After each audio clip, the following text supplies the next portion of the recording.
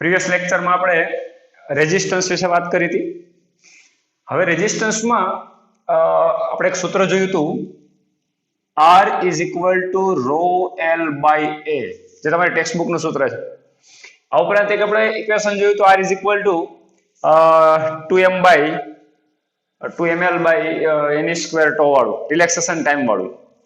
મિત્રો અત્યારે relaxation time વાળું સૂત્રને ઇગ્નોર કરશું. અત્યારે આપણે આપણું મુખ્ય સૂત્ર R is equal to rho L by A વિશે ચર્ચા કરશું અને એમાં આપણે આગળ વધશું. જો તમને ઓહમનો નિયમ કેવી રીતે પ્રૂવ થાય એમાં ઇન્ટરેસ્ટ હોય તો મારો પ્રીવિયસ લેક્ચર તમે જોઈ શકો છો. દોસ્તો ટેક્સ્ટ બુકની અંદર જે ઇક્વેશન આપેલું છે R is equal to rho into L by A, આમાં તમને ખબર છે R છે જે તે પદાર્થ હોય, જે તે વસ્તુ છે એનો રેઝિસ્ટન્સ છે, રો છે એ જે તે દ્રવ્યની અવરોધકતા હોય, એલ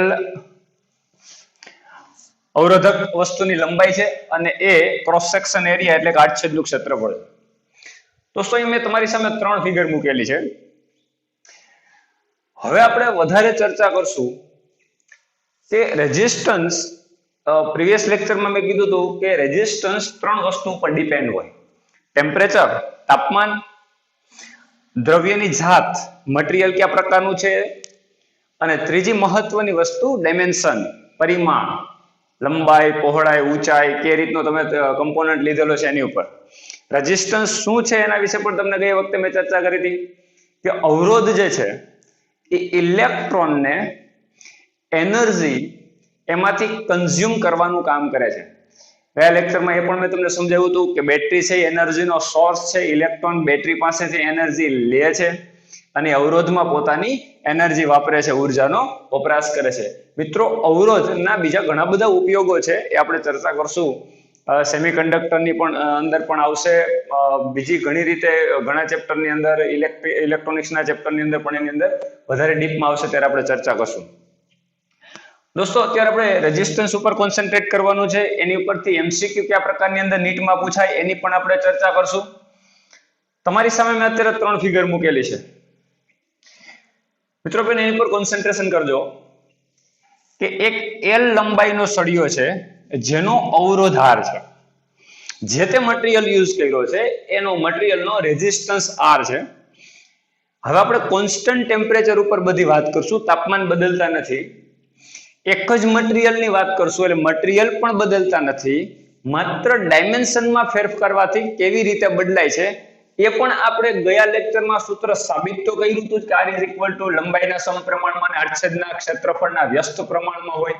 પણ મિત્રો તમે ટેક્સ્ટ બુક વાંચો તો એમાં પણ તમને કોઈ કન્ફ્યુઝન ના થવું જોઈએ. કનેક્શન આપતી વખતે અવરોધમાં કેવી રીતે બેટરી જોડવાથી રેઝિસ્ટન્સ કેવી રીતે બદલાય એ પણ તમને સારી રીતે સમજાવવું જોઈએ.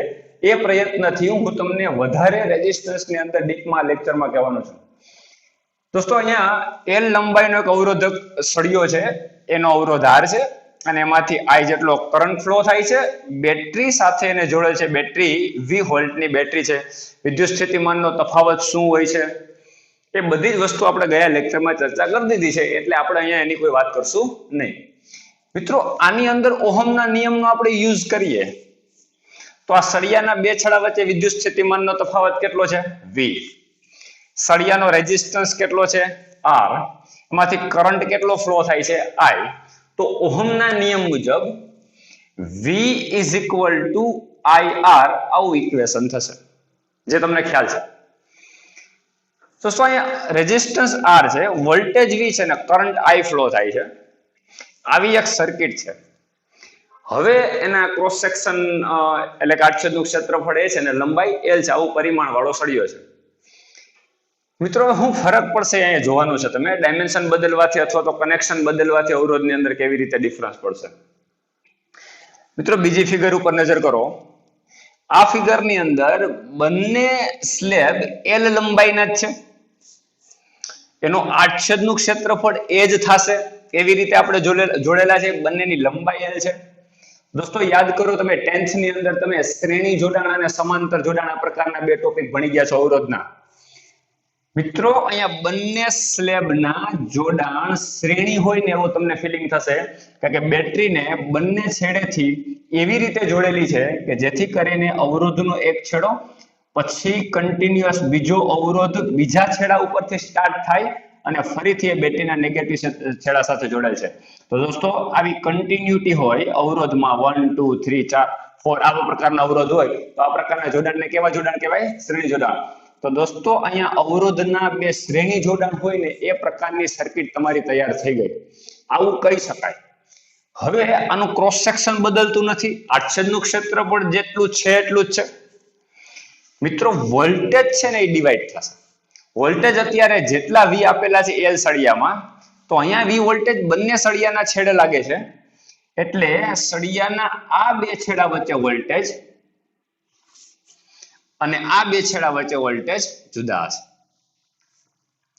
V જેટલા વોલ્ટ નહીં હોય દોસ્તો, આ V વોલ્ટ બંનેમાં ડિવાઈડ થાય છે. આને પણ V/2 વોલ્ટ મળે, આને પણ V/2 વોલ્ટ મળે. V is equal to V/2 plus V/2 is equal to V થશે. એટલે આ બંનેમાં વોલ્ટેજ ડિવાઈડ થાય છે, પરંતુ અહીંથી જેટલો પણ કરંટ એન્ટર થાય છે એટલો જ અહીંથી બહાર આવે છે. એટલે વિદ્યુતભાર સંરક્ષણના નિયમ મુજબ જેટલો પ્રવાહ એન્ટર થાય એટલો જ બહાર આવે છે. એટલે પ્રવાહ આ સળિયામાં અને આ સળિયામાં સરખો જ જશે. એટલે બંનેમાં પ્રવાહ કોમન છે, વિદ્યુત પ્રવાહ, કરંટ કોમન છે, વોલ્ટેજ બંનેમાં ડિવાઈડ થાય છે. એટલે આ બે વચ્ચે વોલ્ટેજ V/2 અને આની વચ્ચેના બે છેડા વચ્ચે V/2 વોલ્ટ મળશે. કુલ વોલ્ટ બેટરીના V યા સપ્લાયના વોલ્ટ આને સળિયાને મળે છે. મિત્રો આ જ સૂત્ર તમે આના માટે લગાવો તો V is equal to IR. V is equal to IR. I એટલે I, R અવરોધ R અને R કેવી રીતે લખશું એ આપણે અહીંયા જોશું. તો આ સૂત્ર ઉપર આપણે કોન્સન્ટ્રેટ કરીએ. જો આ સૂત્ર આમાં એપ્લાય કરીએ તો cross section area A, resistance R, સળિયાની લંબાઈ L અને મટીરીયલ એક જ છે, અવરોધકતા ρ. એટલે આ સમીકરણ પહેલા સમીકરણ માટે બરાબર છે. આ સમીકરણ પહેલી ફિગર માટે બરાબર છે. દોસ્તો આ જ ઇક્વેશન સારી રીતે જો આ ફિગર માટે આપણે લખવા જઈએ તો કેવી રીતે થશે એ સમજીએ. દોસ્તો અહીંયા આપણે આ એક સળિયો જેની લંબાઈ L છે, અવરોધ R છે, એમાંથી કરંટ I જ પસાર થાય છે, પરંતુ આ સળિયાના બે છેડા વચ્ચે વિદ્યુત સ્થિતિમાનનો તફાવત V/2 છે. આ સળિયા ઉપર જ આપણે કોન્સન્ટ્રેશન કરશું. જો એના માટે આપણે ઓહમનો નિયમ લખીએ દોસ્તો, તો આ બંને છેડા વચ્ચે વિદ્યુત સ્થિતિમાનનો તફાવત, પોટેન્શિયલ ડિફરન્સ કેટલો છે? V/2. એટલે આવું થશે V/2 is equal to, આમાંથી કરંટ કેટલો ફ્લો થાય છે? I. એટલે V/2 is equal to I અને R એટલે એનો રેઝિસ્ટન્સ R. દોસ્તો V/2 is equal to IR એટલે I into R. R is equal to ρL/A.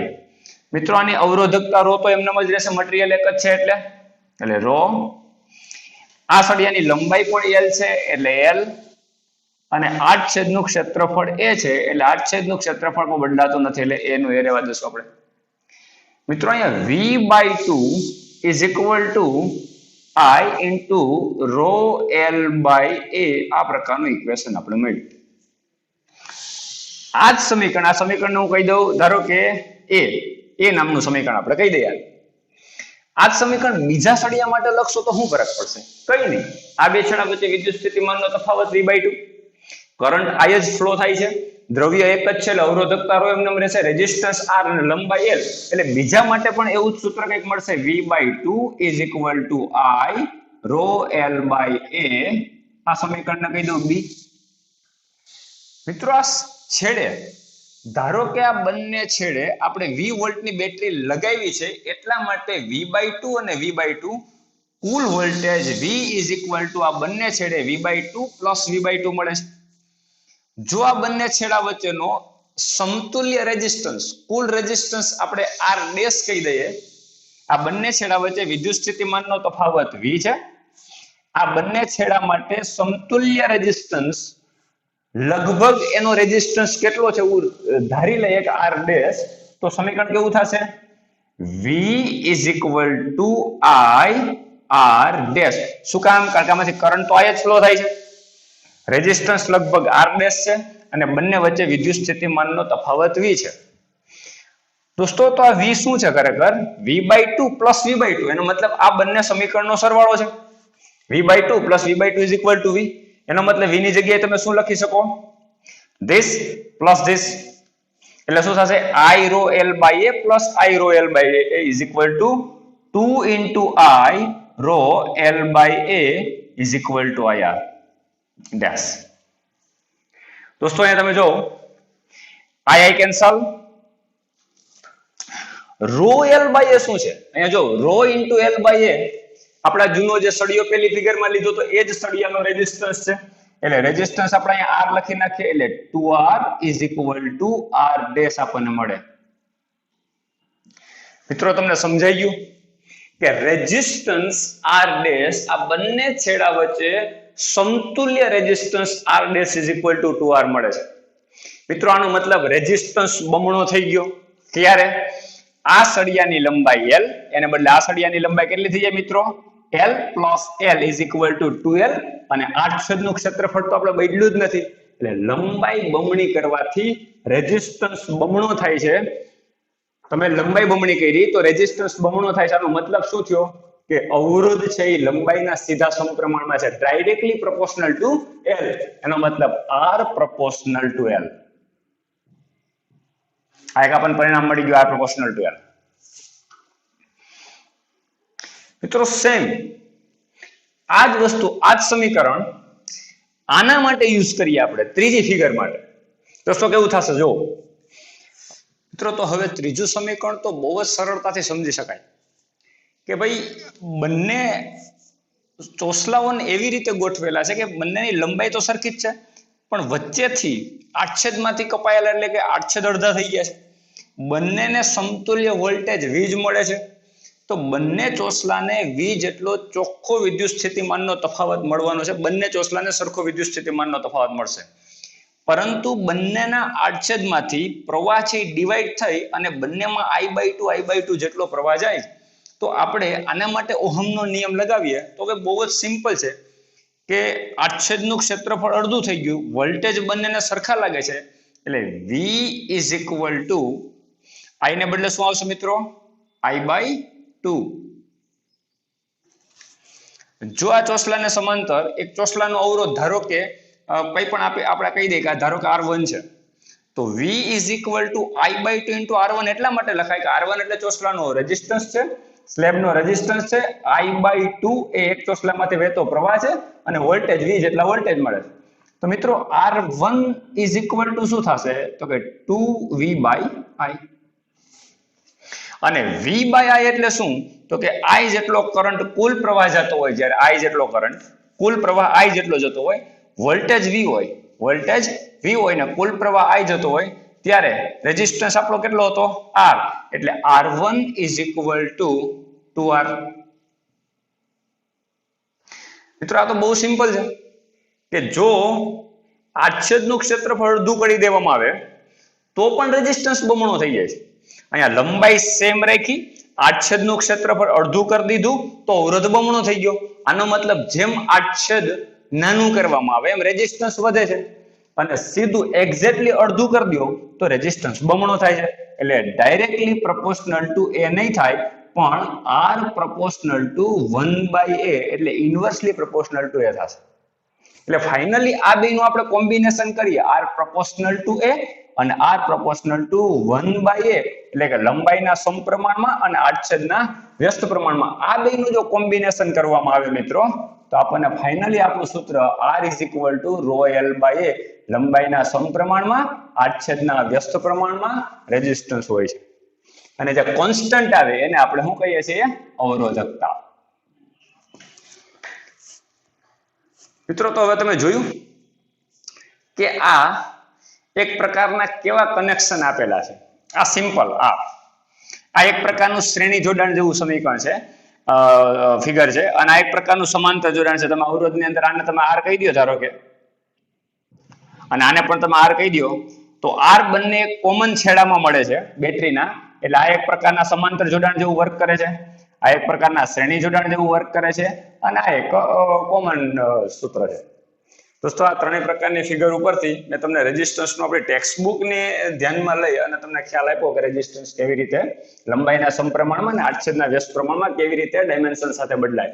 અવરોધકતા વિશે વાત તો આપણે વ્યવસ્થિત રીતે યુનિટ સાથે, એમાં અવરોધકતા અચળાંક તરીકે કયું સમીકરણ આવે એ પણ આપણે પ્રીવિયસ લેક્ચરમાં આપણે ચર્ચા કરી હતી. જો તમને એમાં વધારે ઇન્ટરેસ્ટ હોય તો મારો પ્રીવિયસ લેક્ચર તમે જોઈ શકો છો. એટલે ડાયમેન્શનમાં આ રીતે આધારિત હોય છે અવરોધ. દોસ્તો હજી આનામાં થોડુંક આ સૂત્રની અંદર આગળ જઈએ.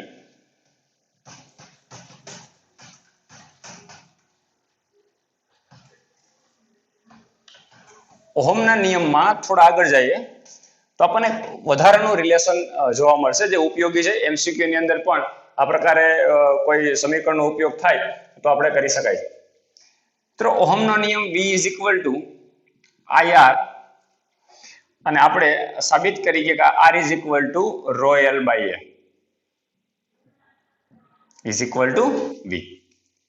મિત્રો આપણને ખબર છે કે બાહ્ય વિદ્યુત ક્ષેત્ર તમે એપ્લાય કર્યું છે. ખરેખર બહારથી વોલ્ટેજ આપ્યાનો મતલબ તમે બાહ્ય વિદ્યુત ક્ષેત્ર આપેલું છે આ દિશામાં. જો વિદ્યુત ક્ષેત્ર E હોય, વોલ્ટેજ V હોય અને સળિયાની લંબાઈ L હોય તો એકમ લંબાઈ દીઠ વોલ્ટેજ V = E થાય. આ તમે વિદ્યુત ક્ષેત્રના ચેપ્ટરમાં તમે ભણી ગયા. E = V/L. તેથી V = શું લખાય? E × L. તો મિત્રો અહીંયા હું V = E × L મૂકું તો EL = I ρl/A થશે. તો અહીંયા LL કેન્સલ એટલે ફાઇનલી E = I/A. ગયા લેક્ચરમાં આપણે ચેપ્ટરની શરૂઆતમાં જ કરંટ ડેન્સિટી ભણી ગયા. વિદ્યુત પ્રવાહ ઘનતા એકમ આડછેદમાંથી જેટલો કરંટ ફ્લો થાય છે એને વિદ્યુત ક્ષેત્રની વિદ્યુત પ્રવાહ ઘનતા કહેવાય. એટલે I/A વિદ્યુત પ્રવાહ ઘનતા જેને J વડે દર્શાવાય. એટલે અહીંયા હું J મૂકી દઉં તો E = I/A એટલે J × ρ. આ પ્રકારનું સમીકરણ મળે. મિત્રોને સદિશ રીતે રજૂઆત કરો તમે તો વિદ્યુત ક્ષેત્રનો સદિશ જે દિશામાં હોય એ જ દિશામાં પ્રવાહ ઘનતા હોય છે I × ρ. જો વિદ્યુત ક્ષેત્ર અને પ્રવાહ ઘનતા વચ્ચેનો રિલેશન સદિશ રિલેશન કહેવાય. આ પણ એક પ્રકારનો ઓહમનો નિયમ જ છે, કારણ કે આપણા ઓહમનો નિયમ તો સાબિત આની ઉપરથી તો કર્યો હતો. એટલે આ ઓહમના નિયમ જેવું જ ક્યાંક છે, પણ વિદ્યુત ક્ષેત્ર અને પ્રવાહ ઘનતાના સ્વરૂપમાં છે. મિત્રો હજી પણ આની ઉપરથી અવરોધકતા ના વ્યસ્તને એટલે 1/ρ ને સિગ્મા વાહકતા વડે દર્શાવવામાં આવે. એટલે જેની અવરોધકતા વધુ છે એની વાહકતા સ્વાભાવિક છે ઓછી હોય. એટલે બંને એકબીજાના વ્યસ્ત છે. તો આની જગ્યાએ તમે E = J × 1/σ એટલે કે J/σ પ્રકારનું સમીકરણ પણ લખી શકો. સિગ્મા.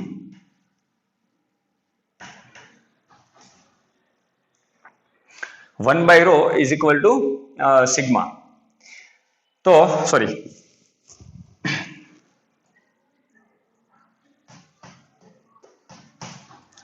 અહીંયા તમે 1/ρ = સિગ્મા એટલે ρ = 1/σ.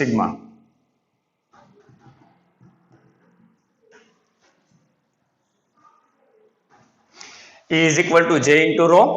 પ્રવાહ ઘનતા ગુણ્યા અવરોધકતા વિદ્યુત ક્ષેત્ર લખાય અને વિદ્યુત ક્ષેત્ર બરાબર પ્રવાહ ઘનતા ગુણ્યા સિગ્મા એટલે કે વાહકતા આ પણ લખી શકાય. તો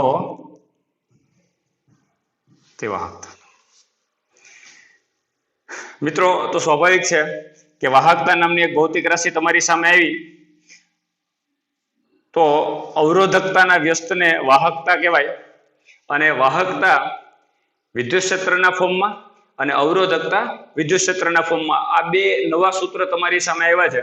તો જ્યારે પણ કંઈ MCQ પૂછાય અને રિલેટેડ તો આ શોર્ટ નાના સૂત્રોનો તમે ઉપયોગ કરી શકો કે જેમાં વિદ્યુત ક્ષેત્ર આપ્યું હોય તો વાહકતા મેળવી શકાય, વિદ્યુત ક્ષેત્ર આપ્યું હોય તો અવરોધકતા પણ મેળવી શકાય. તો આ વસ્તુના ઇક્વેશનનો પણ ધ્યાન રાખવા. ઓહમના નિયમમાં થોડા તમે આગળ વધશો એટલે આ બે પ્રકારના સૂત્ર તમને મળશે જે અવરોધકતાનો અને વાહકતાનો વિદ્યુત ક્ષેત્રનો સંબંધ તમને દર્શાવે છે. મિત્રો હવે આની પરથી MCQ કેવી રીતે પૂછાય એની ચર્ચા કરીએ. ધારો કે અવરોધ R વાળો એક વાહક છે અને અવરોધકતા ρ છે ને લંબાઈ L અને આડછેદનું ક્ષેત્રફળ A છે. એટલે આ સૂત્ર આપણી પાસે છે.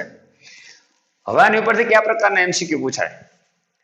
ધારો કે લંબાઈમાં કોઈ ચેન્જ કરે, એક તાર છે, ધારો એક કોન્સ્ટન્ટ ધાતુનો તાર છે જેનો અવરોધ કંઈક છે રેઝિસ્ટન્સ R. હવે આ તારની લંબાઈ L છે. જો આ તારને સ્ટ્રેચ કરવામાં આવે, ખેંચી લેવામાં આવે અને એની લંબાઈ બદલવામાં આવે, મિત્રો તારની લંબાઈ ખેંચીને ધારો કે બમણી કરી દીધી કોઈ રીતે, તો આપણે આવું સીધું લખશું કે લંબાઈ બમણી કરી દેવાથી અવરોધ બમણો. શું કામ? કારણ કે લંબાઈ અને અવરોધ બંને એકબીજાના સમપ્રમાણમાં છે, તો નહીં ચાલે. શું કામ? કારણ કે મિત્રો લંબાઈ બદલવાની સાથે આડછેદનું ક્ષેત્રફળ ક્રોસ સેક્શન એ બદલી જશે. કારણ કે તમે જેવો તારને ખેંચશો એટલે લંબાઈ બમણી થશે તો તાર પાતળો થઈ જશે હશે એના કરતા. તો મિત્રો આડછેદનું ક્ષેત્રફળ પણ બદલાઈ જશે. એટલે આપણે શું કહી શકીએ કે ધારો કે R નવો અવરોધ હવે લંબાઈ બદલવાથી કેટલો થાય, તો કે R dash is equal two material એક જ છે એટલે રો એમને રહેવાનો છે, ટેમ્પરેચર આપણે બદલતા નથી એટલે રો માં કોઈ ફરક નથી પડવાનો. મિત્રો લંબાઈ બમણી કરવામાં આવે તો નવી લંબાઈ 2l. આવું કરવાથી આડછેદનું ક્ષેત્રફળ છે એના કરતા અડધું થઈ જાય એટલે a/2 થઈ જશે. તો finally R dash is equal two 2 ઉપર જશે એટલે 4 2 into 2 4 into rho L by A. મિત્રો rho L by A is equal to જૂનો જે આપણો તાર હતો લંબાઈ બદલાવી પહેલાનો એનું રેઝિસ્ટન્સ R છે, તો નવો અવરોધ R dash is equal to 4 into R એટલે અવરોધ મિત્રો 4 ગણો થઈ ગયો. આનો મતલબ શું થયો કે જો લંબાઈ તારને ખેંચીને બમણી કરવામાં આવે અને આડછેદ અડધો થઈ જાય તો એનો અવરોધ 4 ગણો થયો. પણ મિત્રો આવું ગોખી થોડું શકાય. ધારો કે લંબાઈમાં 1.8 ગણો વધારો કર્યો એટલે R કરતા L કરતા 1.8 ગણો 1.8 L થયું, તો એનું કેલ્ક્યુલેશન કેમ કરવું? તો દરેક વખતે તમારી લંબાઈ આટલી કરવામાં આવે તો આડછેદ કેટલો થાય તમારે કેલ્ક્યુલેશન કરવું પડે. મિત્રો આવું કરવું જોઈએ, એની એક સિમ્પલ રિલેશન મેળવવું જોઈએ. કઈ રીતે? R is equal to rho L by A. આ સિમ્પલ રિલેશન કેવી રીતે ક્રિએટ થશે? મિત્રો લંબાઈ બદલવાથી ક્ષેત્રફળ બદલાય પણ કોઈ દિવસ તારનું કદ ન બદલાય. કદ અચળ જ રહે. કારણ કે લંબાઈ આમ વધે તો તાર પાતળો થઈ જાય, તો આમ વધુ જગ્યા રોકાય તો પહોળાઈમાં ઓછી જગ્યા રોકાઈ જશે. તો ઓલ ઓવર તારનું કદ તો કોન્સ્ટન્ટ જ રહેવાનું છે. તો આને બંનેને આ સમીકરણને ઉપર નીચે L વડે ગુણી નાખીએ તો રો L into L એટલે L સ્ક્વેર, નીચે L વડે ગુણો તો A into L. મિત્રો ક્ષેત્રફળ ગુણ્યા લંબાઈ એટલે કદ, એટલે R is equal to row L square by કદ V. મિત્રો હમણાં મેં તમને કીધું એમ કે કદ અચળ રહી છે, અવરોધકતા તો અચળ છે જ, એટલે rho by V is equal to constant, તેથી R proportional to L square. મિત્રો આ રિલેશન નો ઉપયોગ કરવો જોઈએ. જ્યારે તમને એમ કહેવામાં આવે કે તારને સ્ટ્રેચ કરવામાં આવે, લંબાઈ ખેંચીને વધારવામાં આવે, કોઈ તાર સાથે બીજા તારની કમ્પેરિઝન ન હોવી જોઈએ, એક જ તારમાં જો કોઈ બદલાવ કરવામાં આવે તો આ પ્રકારનું રિલેશન તમે લંબાઈ માટે વાપરી શકો કે હંમેશા અવરોધ છે જો તારને સ્ટ્રેચ કરવામાં આવે તો લંબાઈના વર્ગના સમપ્રમાણમાં. એટલે સિમ્પલ આની ઉપર આપણે નજર કરીએ કે લંબાઈ બમણી કરી અને બમણું કરો તો 12 square is equal two 4L square. L square એટલે આપણા માટે જૂનો અવરોધ, એટલે અવરોધ તમારો 4 ગણો થઈ ગયો. એટલે લંબાઈ બમણી કરવામાં આવે તો 2 નો વર્ગ કેટલો થશે? 4, અવરોધ 4 ગણો. લંબાઈ 3 ગણી કરવામાં આવે તો 3 નો વર્ગ કેટલો? 9, તો અવરોધ 9 ગણો. લંબાઈ 4 ગણી કરવામાં આવે તો 4 નો વર્ગ કેટલો? 16, તો નવો અવરોધ તમારો 16 ગણો થઈ જશે. હવે આ જ વસ્તુ ધારો કે આડછેદ બદલવામાં આવે. દોસ્તો સમજો. હવે આપણે અહીં જોઈએ લંબાઈને બદલે આડછેદ બદલવામાં આવે તો શું થાય? તો સેમ વસ્તુ અહીંયા R નું સમીકરણ આપણું રો L by A છે. જેમ લંબાઈમાં આપણે ઉપર નીચે ગુણીએ છીએ એમ આપણે આડછેદથી ગુણી નાખશું. તો R is equal to rho અને આડછેદ વડે ગુણો તો લંબાઈ ઇન્ટુ આડછેદનું ક્ષેત્રફળ A બાય આને A વડે ગુણો તો A સ્ક્વેર. મિત્રો R is equal to row L into એટલે કદ V બાય A સ્ક્વેર. તો R proportional to 1 by A square. કારણ કે કદ અચળ, અવરોધકતા પણ અચળ રહેશે, એટલે r proportional to 1/s². હવે તમને એમ કહેવામાં આવે કે ક્ષેત્રફળ બમણું કરવામાં આવે તો 2 નો વર્ગ થશે 4, તો 1/4 એટલે જેમ આડછેદ નાનું એમ અવરોધ મોટો થાય છે, તો આડછેદ મોટું થશે તો અવરોધ ઓછો થઈ જશે. મિત્રો ક્ષેત્રફળ બમણું કરશો તો 2 નો વર્ગ 4, પણ 4 છેદમાં આવશે એટલે રેઝિસ્ટન્સ તમારો કેટલો થઈ જશે r/4, એટલે ચોથા ભાગનો થઈ જશે. કારણ કે ક્ષેત્રફળ અને અવરોધ એકબીજાના વ્યસ્ત છે, જ્યારે લંબાઈ અને અવરોધ એકબીજાના સમપ્રમાણમાં. લંબાઈ બમણી કરી તો અવરોધ 4 ગણો થયો. મિત્રો એક ક્ષેત્રફળ બમણું કરશો તો 2 નો વર્ગ 4, પણ અવરોધ ચોથા ભાગનો થશે, એટલે નવો અવરોધ તમારો r dash is equal to r/4 થાય. જો a dash is equal two 2a કરવામાં આવે, એટલે કે નવું ક્ષેત્રફળ બમણું કરવામાં આવે તો, એટલે ક્ષેત્રફળ અને આડછેદનું ક્ષેત્રફળ અને લંબાઈનો અવરોધ સાથેનો આ રીતનું રિલેશન તમે મેળવી શકો. મિત્રો હજી એક વસ્તુ આની અંદર એમસીક્યુ ની અંદર પૂછાય તો ધ્યાન રાખવાનું, કારણ કે ક્રોસ સેક્શન બદલાશે, આડછેદનું ક્ષેત્રફળ બદલાય, સ્વાભાવિક છે રેડિયસ બદલાશે નહીં, આડછેદની ત્રિજ્યા પણ બદલાશે, ક્ષેત્રફળ બદલાશે. ધારો કે તમે તારને સ્ટ્રેચ કર્યો અને એવું પૂછવામાં આવે કે તારને સ્ટ્રેચ કરવાથી એની ત્રિજ્યા હતી એના કરતા ચોથા ભાગની થઈ જાય છે, નવી ત્રિજ્યા તમારી, દાખલા તરીકે જૂની ત્રિજ્યા આડછેદની સ્મોલ r છે, તો નવી ત્રિજ્યા તમારી r dash is equal to r/4 થઈ જાય, તો નવો અવરોધ r dash is equal to what? આવો ક્વેશ્ચન પૂછો. How to calculate? જો અહીંયા આ રિલેશન આપણને ખબર છે મિત્રો, તારને સ્ટ્રેચ કરવામાં આવે તો આ રિલેશન આપણને ખબર છે કે r proportional to 1/a², એટલે આડછેદનું ક્ષેત્રફળ. જો આડછેદ આવો ગોળ હશે તો આપણું ક્ષેત્રફળ થશે πr². મિત્રો તારને સ્ટ્રેચ કરવાથી પાઈની વેલ્યુ બદલી નથી જતી, એટલે 1/π તો કોન્સ્ટન્ટ રહેશે. પાછો ક્ષેત્રફળનો પણ સ્ક્વેર છે, એટલે આનો સ્ક્વેર કરશું આપણે, એટલે ફાઇનલી શું થયું 1/π² r⁴. મિત્રો π² કોન્સ્ટન્ટ હોય તો આમાં ફરીથી ત્રિજ્યાનું એક નવું રિલેશન મળે, r proportional to 1/r⁴. હવે આપણો એમસીક્યુ છે કે ત્રિજ્યા ચોથા ભાગની થઈ જાય છે. મિત્રો અહીં જો r dash is equal two 1/ constant ને આપણે ધ્યાનમાં નહીં લઈએ, કારણ કે કોન્સ્ટન્ટ ના ગુણોત્તર લ્યો ત્યારે ઉડી જાય છે, સરખો જ રહેશે. r⁴ એટલે નવો તમારો r ડેશ ⁴ કરશો એટલે શું થશે? r/4⁴. તેથી નવો અવરોધ r dash is equal two r⁴, એટલે છેદમાં આવશે r⁴. 4 ની 4 ઘાત છે, 4 પાવરમાં છે, એટલે 4 × 4 × 4 × 4 4⁴ કરશો એટલે 4⁴ ને આપણે ઉપર જવા દે અંશમાં, રાઈટ? એટલે નવો અવરોધ તમારો r dash is equal two 1/r⁴, એટલે આ તમારો માટે જૂનો અવરોધ થશે 4⁴. મિત્રો 4⁴ જે પણ વેલ્યુ આવે એ તમારો નવો અવરોધ એટલા ઓહમ થશે. એટલે ત્રીજું રિલેશન આપણને શું મળ્યું? r proportional to 1/r⁴. તો દોસ્તો અહીંયા જો લંબાઈ તારને સ્ટ્રેચ કરીને બદલાવવામાં આવે તો અવરોધ લંબાઈના વર્ગના સમપ્રમાણમાં. હું માનું છું કે તમે સમજી ગયા છો. આડછેદનું ક્ષેત્રફળ ના વર્ગના વ્યસ્ત પ્રમાણમાં અવરોધ થશે અને ત્રિજ્યાના ચતુર્થઘાતના એટલે r⁴ ના વ્યસ્ત પ્રમાણમાં થશે. તો આ ત્રણ રિલેશન આપણે તારને સ્ટ્રેચ કરીને બદલાવવામાં આવે તો આ રિલેશન મગજમાં રાખવા જોઈએ સીધા. કારણ કે દરેક વખતે તમે લંબાઈ બમણી કરવી, 4 ગણી કરવી, 3 ગણી કરવી આવા પ્રશ્નો પૂછાય એવું જરૂર નથી. દાખલા તરીકે તમને પૂછ્યું કે લંબાઈમાં 2% સૂક્ષ્મ ફેરફાર કર્યો તો અવરોધમાં કેટલા ટકાનો ફેરફાર થશે? એટલે r proportional to l², તેથી delta r/r is equal to 2 delta l/l.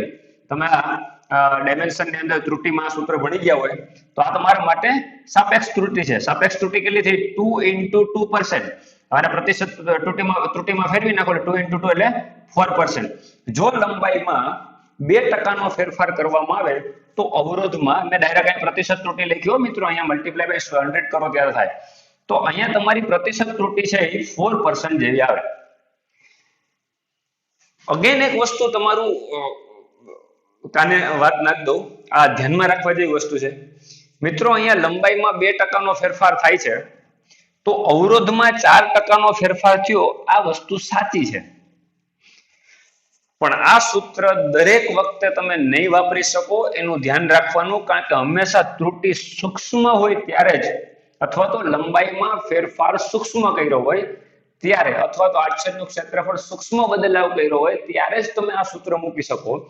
નહીતર દાખલા તરીકે તમને કીધું કે લંબાઈમાં 20% ફેરફાર થાય, તો 2 આગળ જશે, આ 20%, 20 into 2 એટલે 40, તો આનો આન્સર 40% નહીં આવે. તો આપણે રેગ્યુલર ગાણિતિક પ્રક્રિયાથી આપણે ગણિતની અંદર જેમ કરીએ કે 20% ફેરફાર કરો કે વધારો કરો, તો હોય એના કરતા 20% વધારવાના, તો એ પ્રમાણે કેલ્ક્યુલેશન કરી નવી લંબાઈ મૂકવાની, નવું આડછેદનું ક્ષેત્રફળ ને નવો અવરોધ તમારે ગોતવો પડશે.